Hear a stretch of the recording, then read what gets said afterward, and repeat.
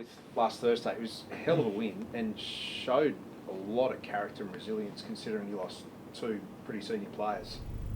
Yeah, definitely. I think it was one of our best wins that we've had since I've been here. I think when you lose a couple of players, let alone Zorks and Richie, players of that calibre, you have to find another gear, and I think we saw it as a real challenge at half time, and we were able to have players step up, Kitty Coleman, Chuck, those sort of players that really drove us in that second half, and we had a great win. What does that do then for this week? Because you would still, again, without Zorks and Richie. Yeah, well, I guess it just gives an opportunity to another two players to come in and play a role, and also for the players that are already in the side to step up and go well again. Kitty, guys like that who have played some good games, they get a chance to show some more consistency now and really back it up and cement their spots in the AFL side. So it's really exciting for a few of those sort of boys. Can I ask about Eric? I mean, there is a chance that he might not be there either after tonight. Yeah, well, we've got the Tribunal tonight. Obviously, we don't know what's going to happen there. Fingers crossed he gets off. If he doesn't, we've got Darcy Ford in the NEFL or the VFL who's been playing really well. So I'm sure he'll be able to come and fill in. But yeah, we're hoping that Hippie can get up and play. How much of a hole does he leave if he's not there? Yeah, fair hole. Hippie's a great player. He's so mobile, he's so versatile, and he's a really hard matchup. So I think he would probably admit that his first game or two back would have been tough off the ACL, trying to get his touch back and get the craft back. But I think the last couple of weeks he's really started to get back to where he was. And I know I wouldn't like to be playing on him. He's so tough and aggressive and a bit gangly at times. So he's a great player, and we love to have him out there. If he's not, Darcy, as you said, is a fairly handy replacement who did so well for you guys to start the season. Yeah, definitely. I mean, what did he get the record for most goals in a row, which is a little claim to fame for him. But it wasn't that. I think he just played such a pivotal role for us. He was able to get involved in some scoring chains, obviously, which you don't usually expect from a ruckman / forward, and he could play a variety of roles for us as well. So our depth is something that we're really happy with at the moment in our VFL, and we've got players that are ready to come in. Can I just ask you one more about tonight? It's a weird one, isn't it? Like, it's just a weird, bizarre incident. Yeah, definitely. I mean, there's no precedence for it, so that's why I don't think any of us really know what's going to happen. It's going to be interesting to see, and it's up to the Tribunal to decide what happens. They can set a precedent, couldn't they? And that could change. They could change a lot of things. Yeah, they could. I mean, I'm not sure what the AFL want. I know what we want is for Hippie to get off, and hopefully that happens. Yeah, what do you made of the Bombers this season? The Bombers, yeah. Well, obviously, last 2 or 3 weeks, they've had a couple of really good wins. On the weekend, watched their game, and they fought really hard and were able to get a win at the MCG. So, same dimensions as the Gabba. We're expecting them to play a really solid brand and be a tough opposition. Is this a game like I guess you guys are expected to win? Is it a danger game in that sense? Oh, to be honest, I think every game's a danger game this year. There's no teams in the comp that if you're off, it won't beat you and won't give you a good run. And Bombers were top 8 last year, and we still think that they're a really good side with some really good talent. So, yeah, we're going to have to be at our best to beat them. Danger, but crucial as well. I know they all are, but just where the ladder is, it's starting to jam up. At one slip, and you could be out the 4. For sure, yeah. Well, I mean, when we lost to Melbourne, all of a sudden you're back with a pack, and then you win on the weekend and you get a little bit of breathing room, but it can quickly go back the other way if you lose 1 or 2 in a row. So you try not to think about it, but you definitely see it, and it just, I'm not really sure how it compares to years in the past, but for mine it just feels so tight up there between probably 2nd to 6th, 7th, and then even 8th, 9th, 10th, they're all pretty close as well. So it's great viewing, and there's plenty of great games that mean so much, which is good for footy, but it makes you pretty nervous as a club and a player. Do you thrive on that? Is that those little butterflies, those nerves? Is that something that helps?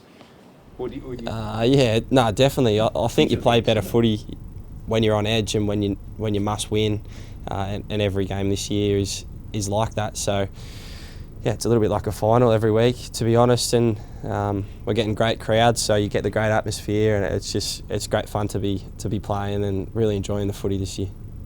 I guess what, 3/4 of the way through the season almost, or about. I mean, how you sort of had that little sort of rough patch. Sort of how do you see yourselves going into this last part now? You know. Yeah, I think we were able to take some steps in the right direction on the weekend with some of our ball movement, some of our pressure. So, yeah, as we've seen in years gone by, it's who can peak at the right time and start playing their best footy in the back end of the year. And although we might not have been playing our best footy for patches of this year, we're hoping that we can really build. And as the year goes on and we get closer towards the end of things, when it's really important, our form can be at its best and we can give it a really good shake. The midfield after the Melbourne game, there was a spotlight on you guys.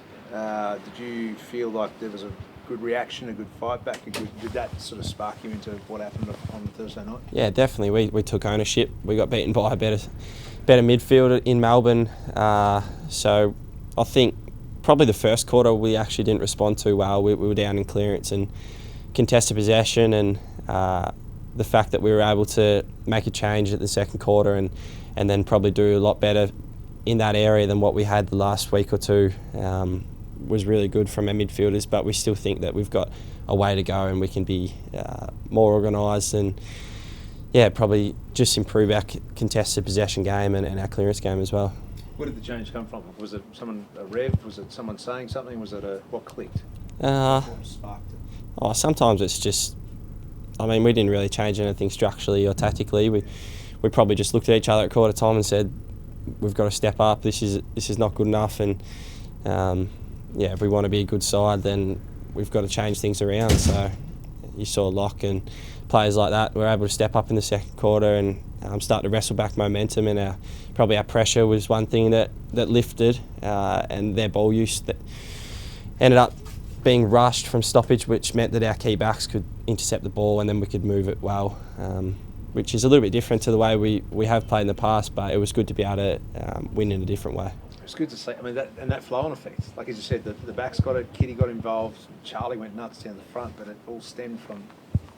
Yeah, definitely. If you don't pressure the ball or win the ball and get it going forward, then it makes it tough for everyone, especially the backs. If there's no pressure on the ball, teams are just so good with their skills that they can use the ball so well and hit up forward targets inside 50, which is what happened the week before. So yeah, it does start with the midfield, and there's a fair bit of pressure on us, so that's why we need to get it right. One final one, you touched on the depth and how you've got options when we were talking about Hippie, but with Zorks and Richie, you're going to have to find two holes to plug there. Some of the options you've got? Yeah, well, I'm not too sure, to be honest. Obviously, Matho's been playing great footy. Nakai Cockatoo's been in some really good form. Tommy Berry came in the Melbourne game and he's been playing well also. So, yeah, I wouldn't like to be part of selection committee. There's a lot of guys putting their hands up for a spot, which, it is great for us as a club. And obviously, you don't want to have those injuries, but if you've got people that can come in, players that can come in and play a role and replace them, then it goes a long way in helping you be more consistent as a team. Cal came in and did a job last week, and he wasn't training today, or he wasn't out in the park. Is he okay, and is he any option? I think he's all right. We've just got a little bit of illness with him and maybe one or two other players, and as you know, in the times, if you've got even a sniffle, then we just say stay home and rest up, because it's not worth coming in. So, but as you said, Cal was awesome. Jackson Pryor even came on as Medi sub, and I thought he had some really good contests, and so did Cal. So it's great for those boys and their confidence, and hopefully they can get up and play this weekend. Like, how did Cal take his, I guess, being, dropped, and then, I guess, to give him some type of sort of, motivation? Well, I think most of our boys that get dropped to handle it really well. That's probably just the way it is at a really good club. When you're at the top end, you can sometimes be pretty stiff to get dropped, and there's plenty of competition for spots. But someone like Ryan Lester's probably led the way for us in that attitude. He's playing awesome footy and just can't quite get a look in, but he's a leader. He helps the young boys out when he goes back, and his attitude never changes, whether he's playing AFL or VFL. And I think guys like Carl and Prison and ones that are a little bit in and out have really learnt off him and learnt off the other leaders, and try and keep as level-headed as they can. It probably shows that nearly everyone that has been dropped has gone back and played really, really good footy in the VFL and put the hand up for selection again in the coming weeks. Froggy a chance too, isn't he? I think so. I mean, he doesn't do a thing wrong, Froggy. He's so consistent, and we know he came in the West Coast game and played really well on Darling, so we know that the option's there if that's the way we need to go.